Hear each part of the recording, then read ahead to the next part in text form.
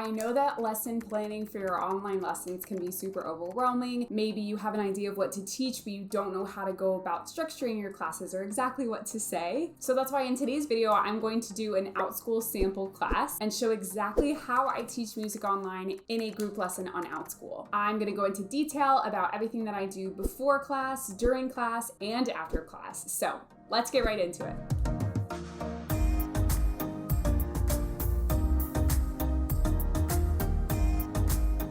Also, hi, hello, my name is Katie Geddes. I'm an online music studio owner and a teacher coach. Make sure to grab my free guide to getting started on Outschool. That's linked in the description box below.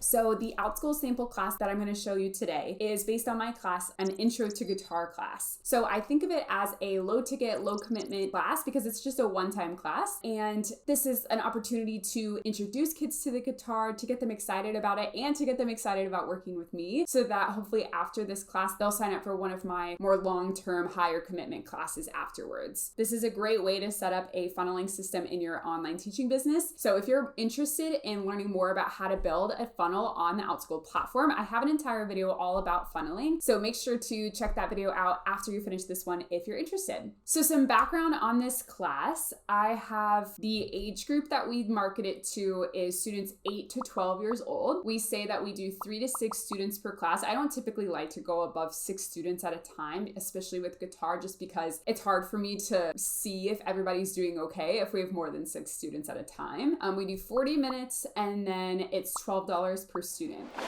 So let's talk about what I do before class. The day before class starts, I usually post in the classroom and I give them some information of things that I need them to do before class. So of course they need to have their guitar, but the main thing that I ask them to do is to actually tune their guitar. So it's something that I reach out to them and I ask the parents to help them do that before class, and I give them directions on how to do so. Like I provide a video tutorial and an app that they can download to help them do it, and I give them resources. Of course, I also then tune up my own guitar, which I'm actually going to do right now.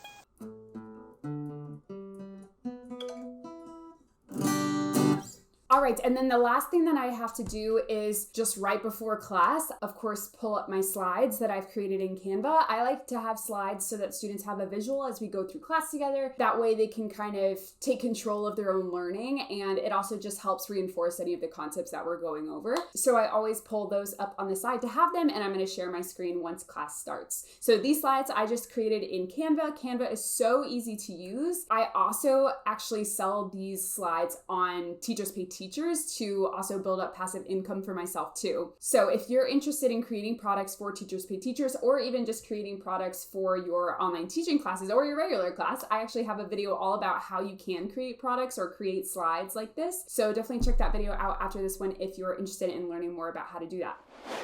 Okay, so let's talk about what I do during class, and then I'll kind of demonstrate what I do exactly and go through the entire lesson. So I start class usually about 2 minutes before, just because sometimes crazy things happen with Zoom, you never know. Students will start coming into the waiting room, but I usually let them in exactly as class time starts. As students come in, I remember to mute them, and I spotlight myself so that they can always see me over anyone if they're in gallery view or anything like that. As we go through the lesson, I always have them respond with nonverbal communication. So thumbs up, thumbs down. What number out of 5 do you feel like you're doing? You know, we always check in to see if they have questions, even though they are muted. And they, of course, can also raise their hand if they have a question. So let's go ahead and go into the content of the lesson. I usually do about 5 minutes of an introduction at the start of class just to get to know each other. Hi, everyone. Welcome, welcome. I'm so excited to meet you guys today. For those of you who have never met me before, my name is Miss Geddes. I tell the kids that it rhymes with lettuce, but they can also just call me Miss G. And I will be your guitar teacher today for Intro to Guitar.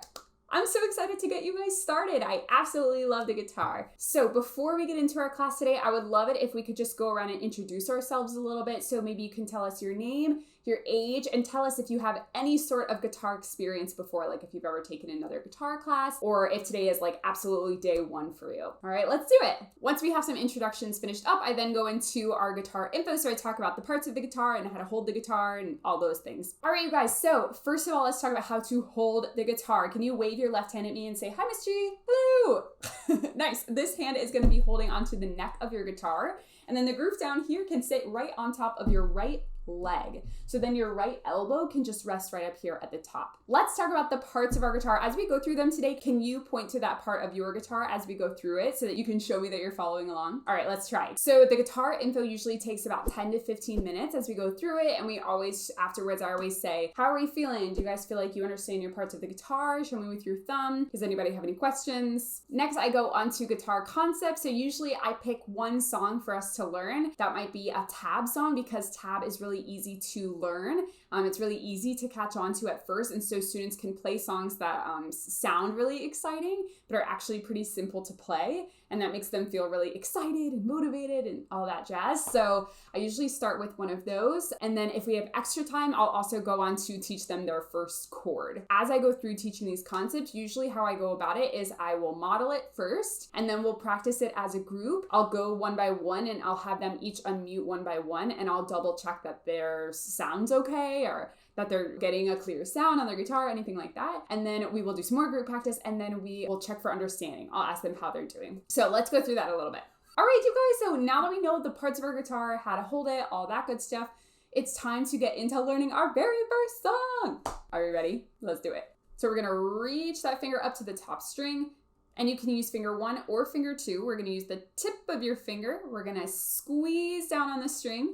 I want you to get close to the fret line, but make sure you're not touching the fret line.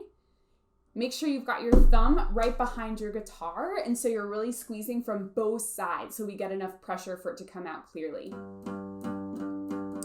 Play your guitar and see if yours sounds like mine. Is it coming out clearly? Do you hear some muting like this? Or some buzzing, right? Or is it really clear and you can hear that note right there? Can you show me with your thumb? Do you feel like yours sounds like mine, or do you feel like it's sounding funky? Yeah?